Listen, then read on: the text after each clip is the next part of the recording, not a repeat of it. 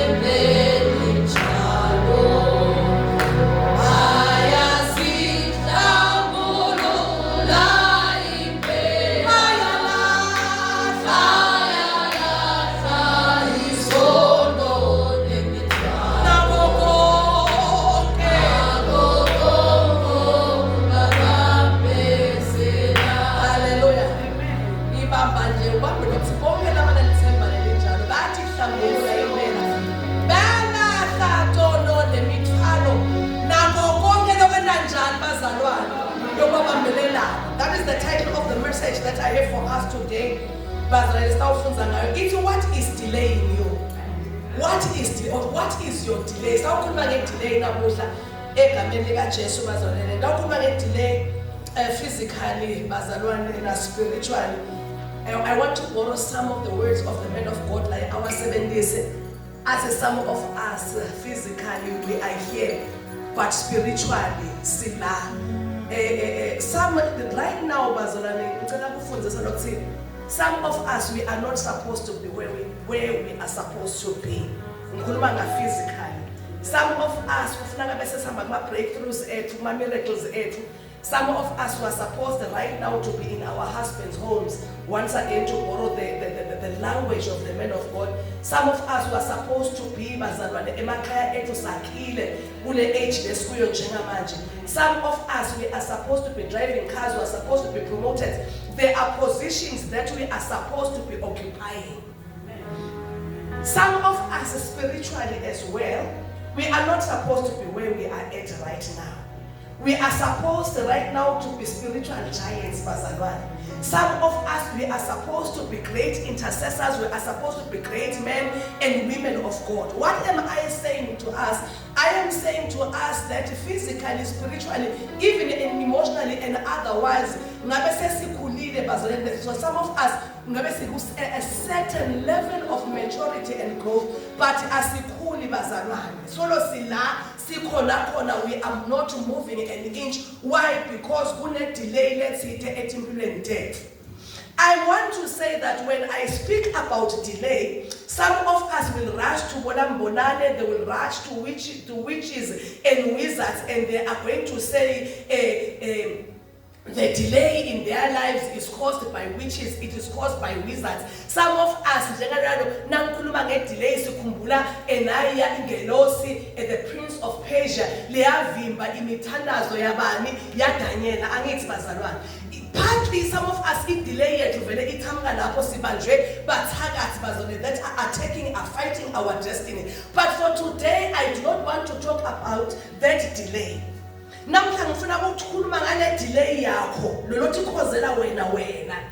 Because some of us, we are not delayed by witches, but we are delaying ourselves. We are delaying ourselves. I wanted to do an introspection. Why are you not growing? It is not because some of us, some of us, the delay that I am going to talk about, it comes from us. We are the ones that are causing it delay for ourselves. There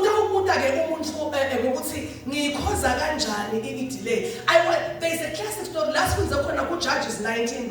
It is a classic story of delay. Here is this man, the Bible says, a Levite, a concubine for himself. And the Bible says the concubine plays the harlot with him. He goes back, and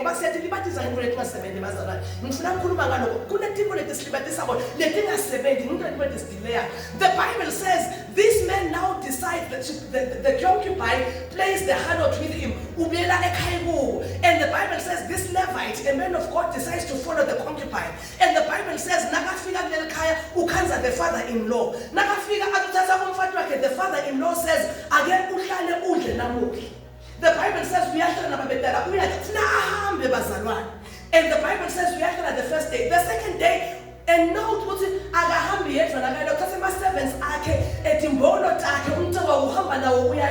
and the Bible says the second day we are for 3 days this man restrained him. Even the 4th day, even the 5th day, we are restrained. See, be merry, be content. And the Bible says after the 5th day, the man decides, the man decides, and the Bible says, if you continue to read that story, we are humble, but they fall into tragedy. It is not caused by anyone. But there is a delay. But because of who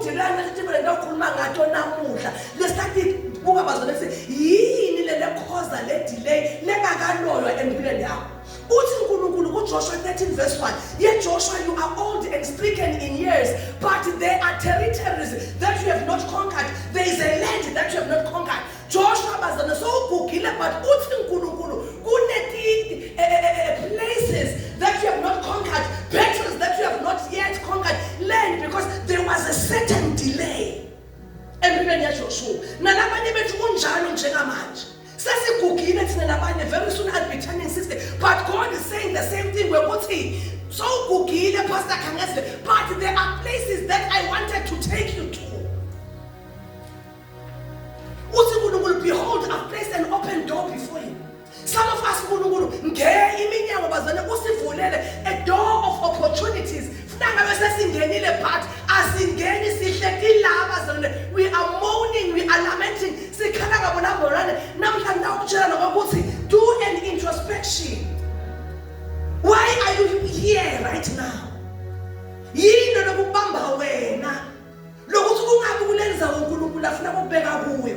Why are you not an introspection as a promoter? Why are we not in our husbands' homes right now? Where is the elevation, the promotion? I'm glad that Pastor Aaron touched on some of the things. What is your delay? But we must enter the calendar. We must.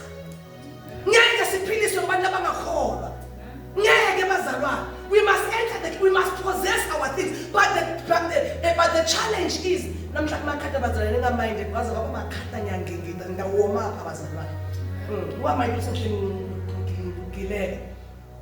right now we are supposed to have entered our Canaan. But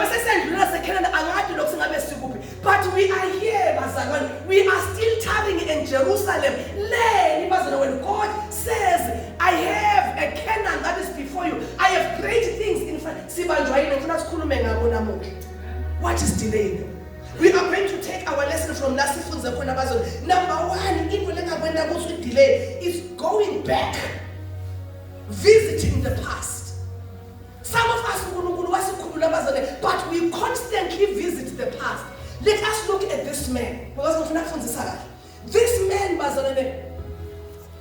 there is this concubine who goes back to his mother, and the Bible says,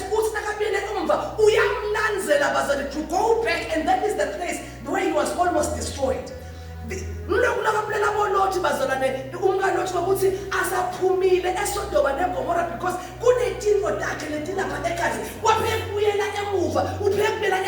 some of us, but we keep on going back to places. We go back.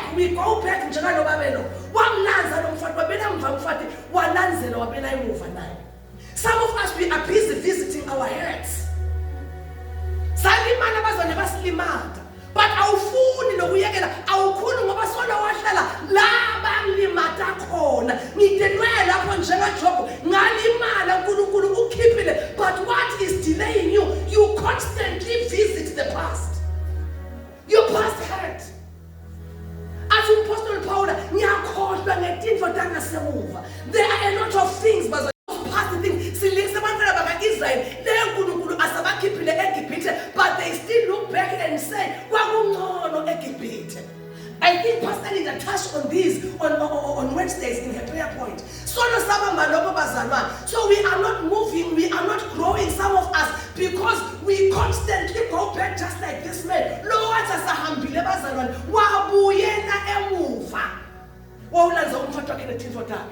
For some of us, I want us to look at us. Some of us I am so sensitive. It is the enemy. We are not moving, we are not growing. It is past victories. So that's it.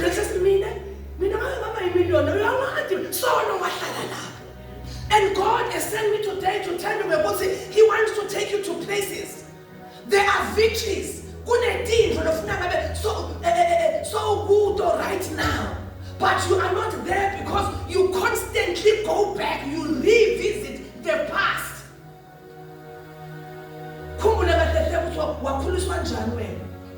There was a teacher. She remembers that so vividly, so clearly.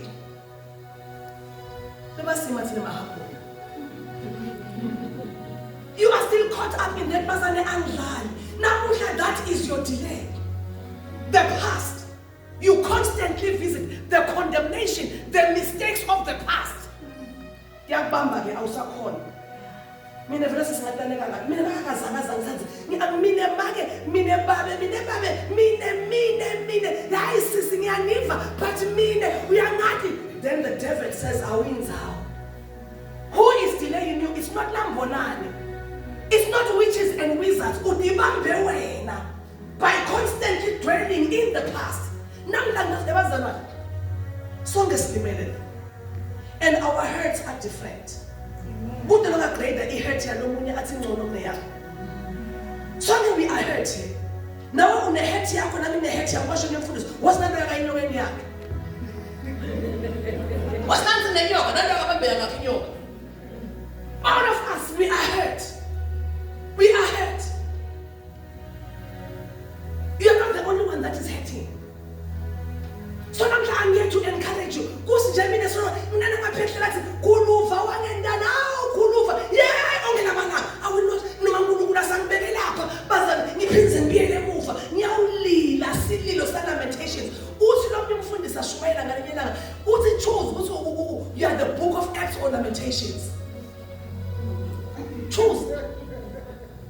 Because they are Christians, laba ma lamentations. Basililo.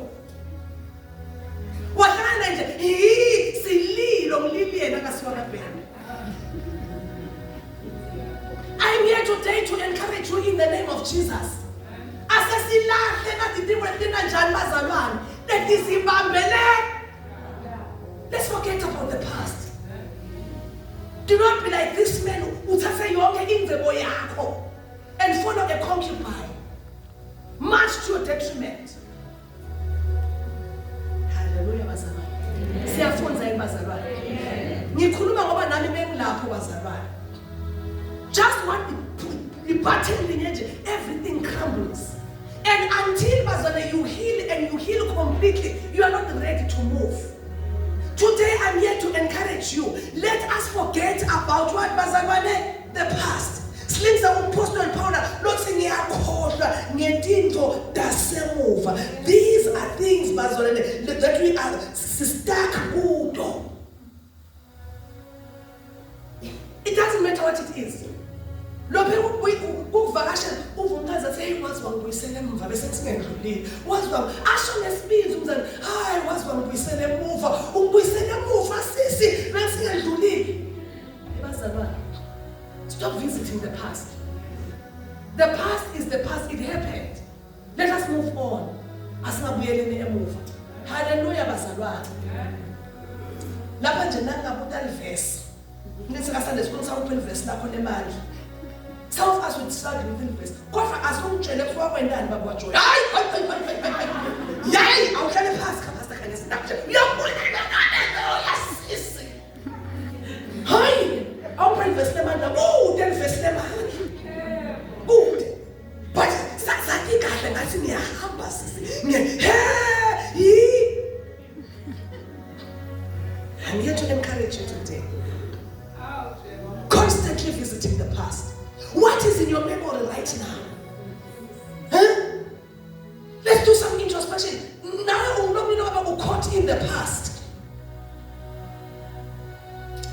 Some memories. Let them fade. Number 2, nakhuluma ngaye namuhla egameni lika Jesu sekhuluma about logo. I'll probably give you some 5-6 targets. Let's talk about associations. Pastor, I won't touch on them. I do not want to talk about association as in people you do not love. I'm talking about the people you love. This young man here, the Levite, their father-in-law, a relative. Some of us, it is our relatives, our friends, the friendships. Let's work here. I remember another man of God preaching ukuthi kunalabo abantu labasithanza kakhulu. Abasizondi bazalwane bayasivela. Ngasene kakhulu nozephula sonfela. Ngayisenya kakhulu. Ngazi ukuthi these are the people ababamba ukuthi ungaqhubeki in life. Niyangiva bazalwane. Those that love us njengomfati waJobe washo njalo nomfundisi baze bathi thuka noNkulunkulu kakhulu lokho because bakuvela buhlungu babona ngathi le sacrifice lesiyenda it is too much. Awuhlala hlala namhlanje kungayisontweni wafa gijima esontweni wena nendali awuhlala hlala namhlanje nami sinasana nenkofi. These are the people that are delaying you ekuhambeni kwakho naNkulunkulu. Ngikhuluma ngiyaba singibani bakadelay nomfana lo. The father-in-law. Awuhlala hlala. Pastor, I want to just touch on it because asibathanze abantu bethu, asibathanze emadvodza ethu. Ingifuna ngayathikele. Asibathanze emadvodza ethu. Asithanze. But uthi lo mfundisi namuva kahle, but not above God. Labasibamba right now, our husbands, our children, they are drawing us back. We want to reach out to Sikuna Gurukuru, but I was listening to Joyce Meyer and I said she was just going out to preach. Was you as a hamba? We are hungry, market. Who's I'm supposed to go and preach? Who's I asked them, who's going to master, go to my conference, go to go and eat. Also, I had to be brutal about it because that love us, that we love so much, that draw us back in the thing.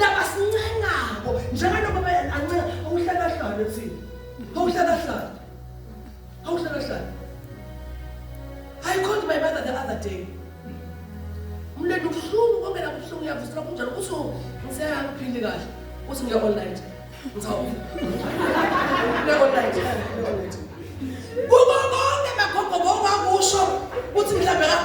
night. These are people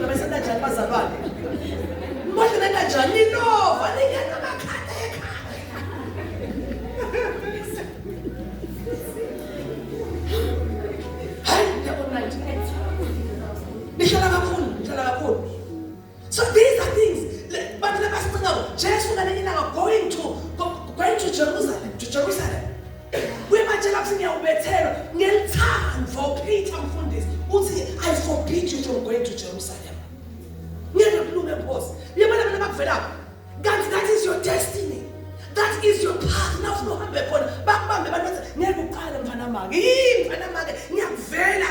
What's it just to get me behind me, Satan? Because you are trying to throw me back from the work of the Father. It is imperative that I go through Jerusalem. I go through all these sufferings. But when the man nabasibambile njengosami bayasincenga bathi ungaqali uhambe. Awuhlala hlala mfana mami. Uhlala. Niyasopenda kusasa uhlala hlala bo. Mina ke khabathi ngimdi. Hlala thine duty uhamba. Angwathi wena uthi yini these associations. You know, for example, that you're supposed to pray at 9. You know. So vakashela umngane wakhe akasahamba. Ngimshila wamanayi. Mase ngihamba. You cannot delay me. I cannot afford.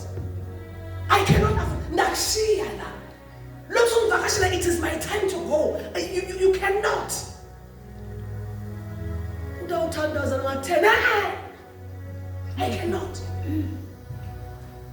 That is why Abraham had to come out of his family. Because these people were going to delay him. They were told, come out. So namhlanje ubuda bakuthi liphi lelivi letha uhlala hlala. Dawuhamba kusasa. Liphi lelivi lelihlebela. The people that love you so much,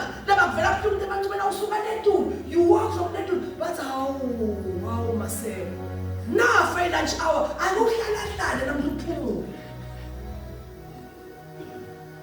I hope us on the Bayani. These are the people that delay us. Separate Paul from me, the Barnabas. There must be a separation at some point in time, from people that delay us. There are territories to conquer, battles to fight. But bantu bayasivela.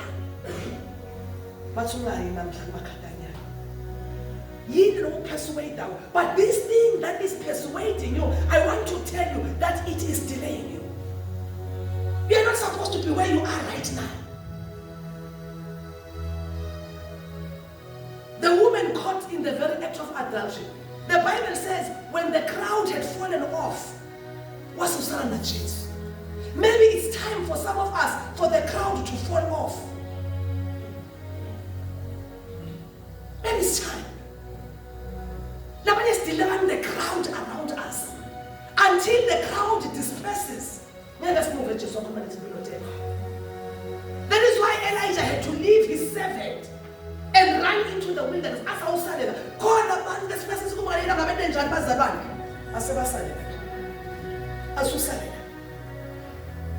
Because le live le bitula bo akatsingeke. Naso trato ukuvela buhlungu. Nasa ucrucify uyakhalela. Yet these are things that are delaying you. So now I want you to check around you, the people, your associates. I'm talking about a friend that is delaying you in the things of God. Oh, could be the pastor I wanted this thing. Ufuna kuyawuthandaza wena athi buyena sitonjoy. Ngandifika iphathi la. Hayi noklase, hayi buya wena uyayana next week. This thing has an impact in the realm of the spirit. It delays you. So now I'm here to ask, delay. Why are you not at the level to be called? Check. That's number 3. I want to talk about focus, losing your focus. Some of us, we are yielding, we are succumbing to the bad distractions of the enemy. This man, Bazalwane, Ngani for the story, that's in the cards. Ushia ekaya Bazalwane with a mission, an assignment. Uti, I am going to fetch my concubine. I'm going to fetch my concubine. But let's eat and be merry. And for a moment, that man lost what, Bazalwane? Focus. He forgot what was in That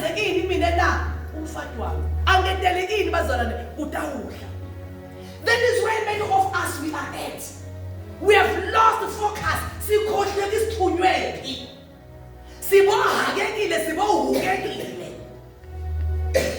Eliezer is sent by Abraham. Isaac umfat. Nase amfuni the Bible says lapha ekhaya kwade kwakudla. Kwathiwa asidleni kuqala. Wathi ngeke ngicale ngidle kuqala. I have an assignment. Ngithunyiwe. Let me deliver my assignment first, then I will eat.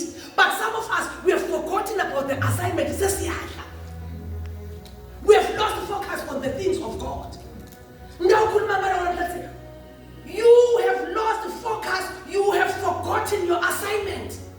Not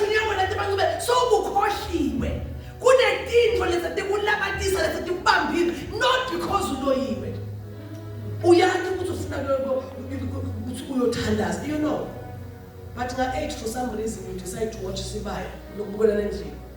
You postpone. For some time, Facebook, you know you're supposed to be reading your Bible. You know.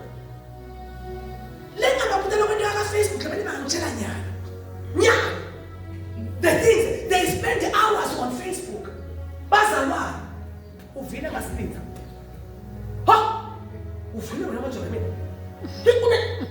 That is, you spend hours on Facebook. You invest.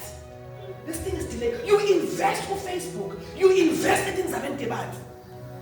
You spend time.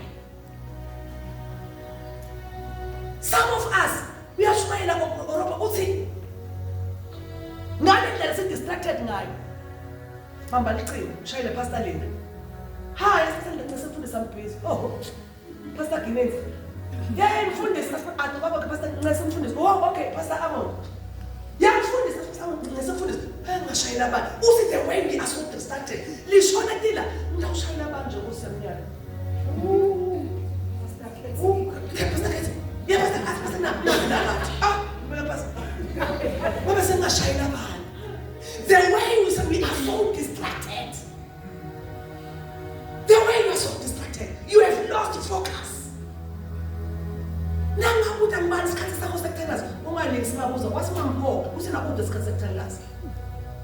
What is your hour of prayer? Do you honor it? We are so distracted. Bishop Benson preaches, he says, he was in the hour of prayer praying. Come, men of God, what's the issue?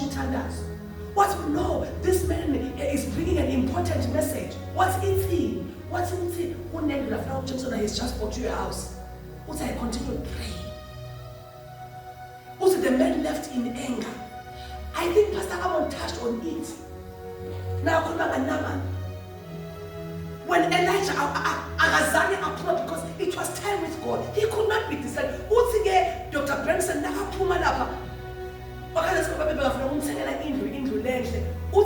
but I could not have left my hour of prayer. As I'm speaking, God bought, it's late now. God bought me so many houses. See, distract abazalwane kumuntu athi ngulethele igaditos uyeke lekuthandaza so lapha emotweni yeah you know you're supposed to pray. Awukhona ukumtshela pastor ngesingathandaza baba emngani wami sengiyathandaza, we'll see each other after 11 ngiyothandaza nyana nalapha nje abafika namthandazweni into yaqala ngiyakhiya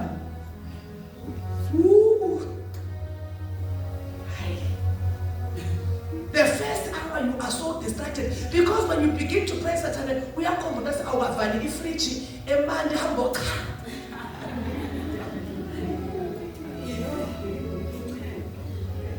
Uvegane kushanda kushisa ufuna kusemthandazweni.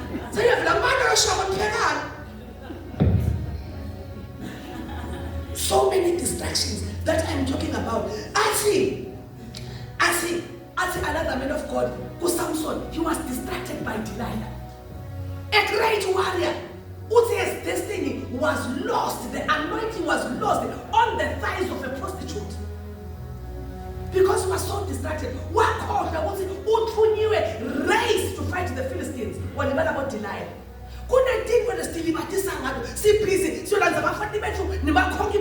We are so busy. Distraction. What is delaying you? You have lost your focus. Where the enemy will cook things, he will cook so that you lose focus. The Bible says, the Bible says he showed Jesus. If you go to David,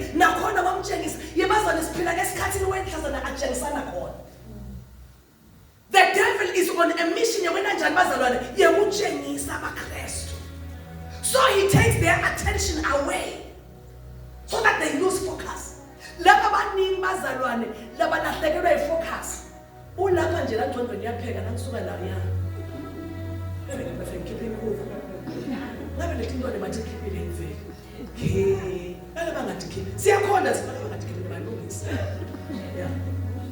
Yeah.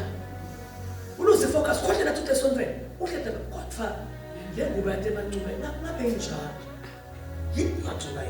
You are gone. You have lost focus. The devil will give you assignments. Some of us, we are delayed because it's delaying us.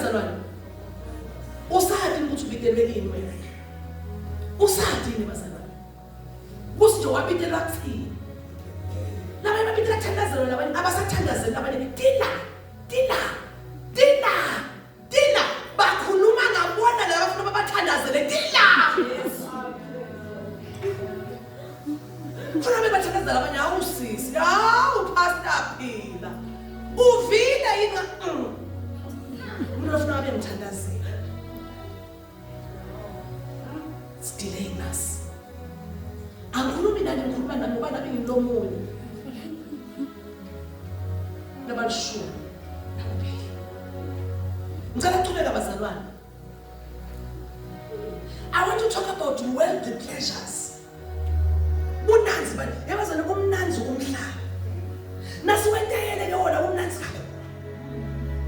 This man, we are not be content to be married. Apostle Paul, Demas usungishiyile. Uthethwe yini bazalwane? Tinkhani wethu leli. That is why abanye bangcwele unanzi bemhlaba. Uhake bazalwane.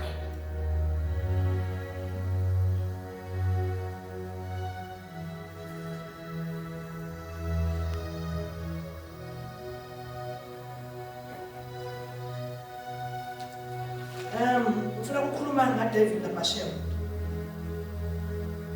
The Bible says this great man of God wabona nje a woman angcono walahleka idestiny walahleka konke la kusho uNkulunkulu.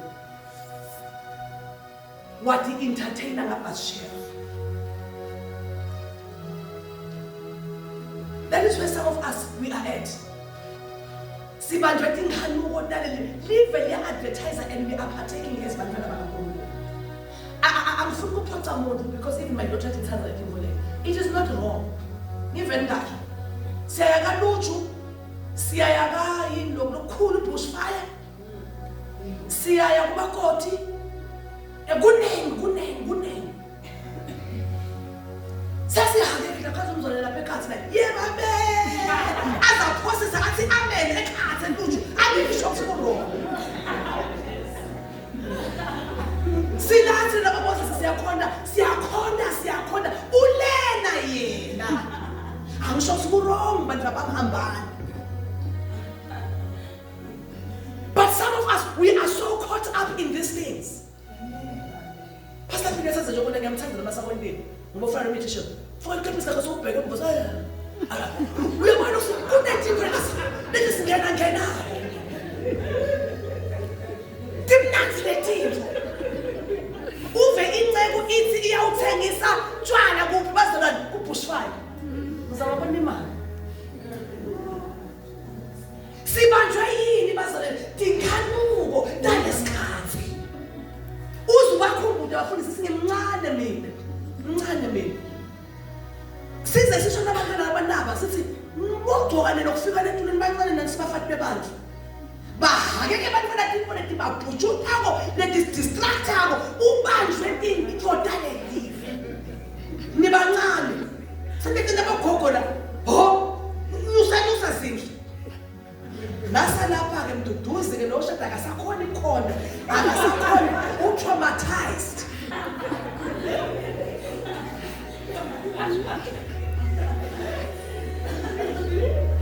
sihambe ibazalwane tinganuko daleli asitidli nakakhulu siyachapha nje uma somdala uyakhotsha hayi kakhulu sicobile hayi kakhulu umuntu ukhululeka manje sicobile sisele nje kakhulu nani hawu you are too stiff hlakazeka sibazana nabagruvako sibanjwe bunanzi bakuphi bazalwane balelive. Uthi Pastor Amon Solomon, his love for women took him away from the presence of the Lord, turned his heart away. Sibanjwe nomloko nje bazalwane funa ngabe silapha kodwa akekho gogo siyagroove abantu abamnenge akekho gogo siyagroove abashokile wasibaposa siyagroove kwenje wasakekho gogo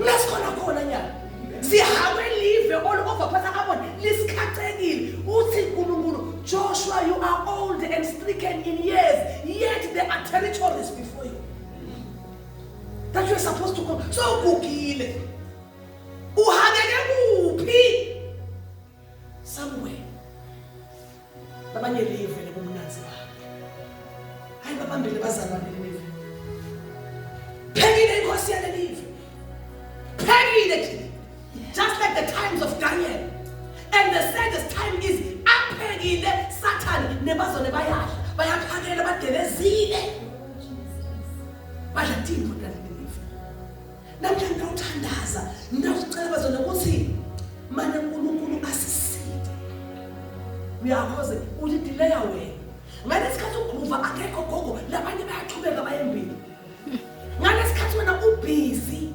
uthatha lemnako bayakhula labanye spiritual nangale emakhaya look at the programs that you are watching ngabe moya longcwele wona suka nani nanibukela mina ngisenza stina angisasifunyana ngoba ngiconvertekile nathi uyabukela inawe moya lo mona ngcwele akakhona kubela stina hey sangena stina sisho lendlela banawo ngisakhona ubanjwa yini wena nokuthi lokusuka khona ukhululeka yini sokuba labanye imali sengiyacetha ningahlupheki but futhi check namhla what is delaying you ngiliphi lelibhodo lelibambe wena because that woman at the well walilahla lelibhodo yini lo lokubambe wena ukuthi ungakhuli ndemathuwe awukhulileni. Why are you not growing? Why are you not moving forward? Something is taking your attention. It's business. We are too busy. I see busy, that man was busy. They were busy. You have a because we are doing that to come by here.